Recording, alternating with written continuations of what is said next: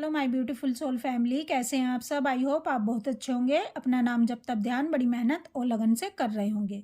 तो चलिए गाइस, आज हम देखने वाले हैं डीएम के इतने बुरे समय में किसने इनका साथ छोड़ दिया है, किसने इनको ठुकरा दिया है। अब क्या डीएम स्टेप उठाएंगे अपनी हालत ठीक करने के लिए, चलिए देखते हैं। प्लीज़ डिवाइन गाइड करें, प्लीज़ राधा रानी गाइड करें। गाइज, अगर आप मुझसे पर्सनल गाइडेंस या रीडिंग लेना चाहते हैं, आप जानना चाहते हैं कि आप ट्विन फ्लेम जर्नी पर कहाँ स्टक हैं, क्यों आगे नहीं बढ़ पा रहे हैं, आपके डीएम आपसे रियूनियन और कांटेक्ट क्यों नहीं कर रहे हैं, आप तमाम क्वेश्चनों के आंसर जानने के लिए मुझसे 9520642716 नंबर पर मुझे व्हाट्सएप मैसेज कर सकते हैं और अपने क्वेश्चन के आंसर और गाइडेंस ले सकते हैं। तो चलिए देखते हैं गाइज, इतने बुरे समय में किसने इनको ठुकरा दिया है डीएम को आपके। प्लीज़ डिवाइन गाइड करें, प्लीज़ राधा रानी गाइड करें। ये क्या स्टेप उठाने वाले हैं। King of wands, ace of swords, queen of swords, 10 of swords, knight of cups, 10 of wands, the fool card, the magician. देखिए गाइस, जो डीएम है, जैसे दिल कभी डीएम ने अपनी डीएफ का तोड़ा था, जैसे कभी डीएम ने अपनी डीएफ को ठुकराया था, वैसे ही डीएम भी थर्ड पार्टी कार्मिक के द्वारा ठुकराए जा रहे हैं। पहले से ही इनका बहुत बुरा समय चल रहा है, क्योंकि जिस समय डीएफ अपना इनर वर्क करने के लिए आगे बढ़ती है और डीएम इनसे सेपरेट होकर चले जाते हैं थर्ड पार्टी कार्मिक्स में, समझ लो उसी दिन से डीएम के बुरे दिन शुरू हो जाते हैं। जैसे जैसे डीएफ अपना इनर वर्क करते हुए आगे की तरफ बढ़ती है और हाई वाइब्रेशन में आती है, तो डीएम की लाइफ में डिवाइन इंटरवेंशन करवा दिया जाता है। डिवाइन की तरफ से डीएम को चारों तरफ से घेर लिया जाता है। अब डीएम की हेल्थ इश्यूज आते हैं, अब डीएम का फाइनेंस खराब होना शुरू हो जाता है, अब डीएम पर अटैक होने शुरू हो जाते हैं थर्ड पार्टी कार्मिक्स के। डीएम पर थर्ड पार्टी कार्मिक्स के इतने अटैक हो रहे हैं इस समय, क्योंकि ये पहले से ही बहुत परेशान है, बहुत ज़्यादा परेशानी से घिरे हैं।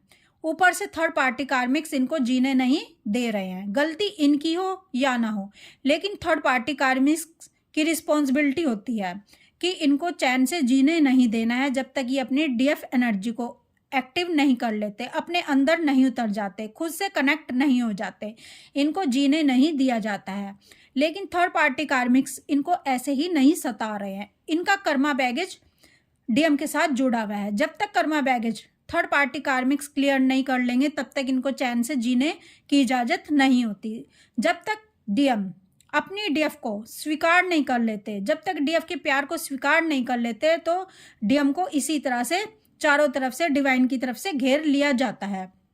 इनको खुश होने का अधिकार खत्म हो जाता है, क्योंकि इन्होंने अनकंडीशनल लव को, अपनी हाफ सोल को ठुकराया होता है। तो इस समय जो डीएम है, डीएम को चैन से जीने नहीं दिया जा रहा है, डीएम को चैन से बैठने नहीं दिया जा रहा है। इनको बार बार दर्द दिए जा रहे हैं, इनको बार बार ये समझाने की कोशिश की जा रही है कि आपका जो रास्ता है वो गलत है। आपको जो 3D वर्ल्ड में अटैच नहीं होना है, आपको 3D वर्ल्ड के लोगों से अटैच नहीं होना है, आपको अपने थर्ड पार्टी कार्मिक से अटैच नहीं होना है, आपको अपने कार्मिक से अटैच नहीं होना है किसी भी कीमत पर।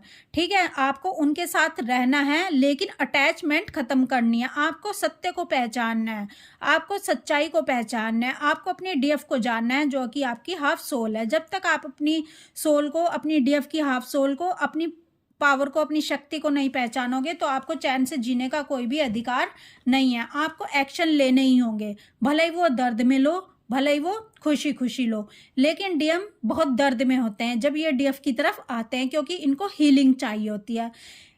तो इनको थर्ड पार्टी कार्मिक्स के द्वारा ठुकराया जा रहा है और ये एक्शन ले रहे हैं, स्टेप उठाना चाहते हैं अपने डीएफ की तरफ, क्योंकि इनको अपनी बिगड़ी हालत में ही जी नहीं पा रहे हैं। ये पेन में जी नहीं पा रहे हैं, dark night of the soul में जी नहीं पा रहे हैं। इनको रातों को नींद नहीं आ रही है। ठीक है, इनको बहुत ही दर्द महसूस हो रहा है। इनको ऐसा लग रहा है कि जैसे इनकी लाइफ बिल्कुल जहन्नुम बन गई है, जैसे ये नरक में जी रहे हैं। इनको ऐसा लग रहा है, क्योंकि इनकी शक्ति इनसे अलग है, क्योंकि इनकी पावर इनसे अलग है, क्योंकि इनकी डीएफ इनसे दूर है। और अब इनकी डीएफ भी इनकी तरफ एक्शन नहीं ले रही है। अब इनकी डीएफ भी जाग चुकी है, इनकी डीएफ भी अवेयरनेस में आ चुकी है। जब डीएफ अवेयरनेस में आ जाती है, जब डीएफ अपना इनर वर्क करती है, जब डीएफ सच्चाई के मार्ग पर चल रही होती है, जब डीएफ अपनी पावर को पहचान लेती है, तो उस समय ही डीएम की हालत खराब होनी शुरू हो जाती है। उस समय डीएम बिल्कुल भी खुश नहीं रह पाते, भले ही आपको ये कुछ भी दिखाए। तो इस समय डीएम का टाइम आ गया है अवेकनिंग का। तो इस समय डीएम अपनी डीएफ की तरफ स्टेप उठाने वाले हैं। इस समय डीएम अपने आप को हील करना चाहते हैं, सच्चाई जानना चाहते हैं अपनी डीएफ से कि ये इतना प्यार महसूस क्यों कर रहे हैं डीएफ के लिए, इनको रातों को सपने क्यों आ रहे हैं डीएफ के, इनको चारों तरफ डीएफ जैसी फीमेल क्यों दिखाई दे रही है, इनको रह रहकर डीएफ की 24/7 यादें क्यों सता रही हैं। तो आपके जो डीएम है अब आपकी तरफ स्टेप उठाने वाले हैं, क्योंकि भाई इनको तो हीलिंग चाहिए, इनको तो डीएफ का वही पहला वाला प्यार चाहिए, ठीक है। लेकिन जैसे जैसे डीएम अपनी डीएफ की तरफ आगे बढ़ते हैं तो सच्चाई की नई बातें इनके सामने खुलती चली जाती है। इनको समझ आती है कि इतना सब इनके साथ क्यों हो रहा है, क्योंकि डीएफ की जो एनर्जी ये लेते हैं, ठीक है, वो एनर्जी भी इन पर वर्क करती है, उस एनर्जी से भी डीएम अवेकन होते हैं।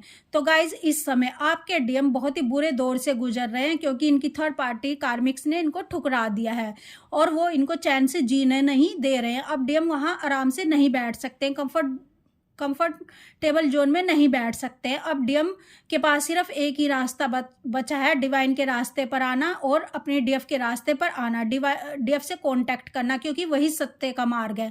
वहीं इनको डीएफ हाथ पकड़कर ऊपर खींचती है, अपनी तरफ खींचती है, यानी डिवाइन के रास्ते पर खींच लेती है। तो डीएम इस समय मजबूर है अपनी हालत ठीक करने के लिए, डीएफ से हीलिंग लेने के लिए, क्योंकि जो डीएम है ये अपनी बिगड़ी हालत को सुधारना चाहते हैं, ये पहला वाला प्यार चाहते हैं, ये हैप्पीनेस चाहते हैं अपनी लाइफ में। तो अब डीएम आपकी तरफ स्टेप उठाने वाले हैं, क्योंकि ये ठुकरा दिए गए हैं थर्ड पार्टी कार्मिक के द्वारा और ये बहुत ही बुरे समय से गुजर रहे हैं, इनको बहुत ही बर्डन फील महसूस हो रहा है।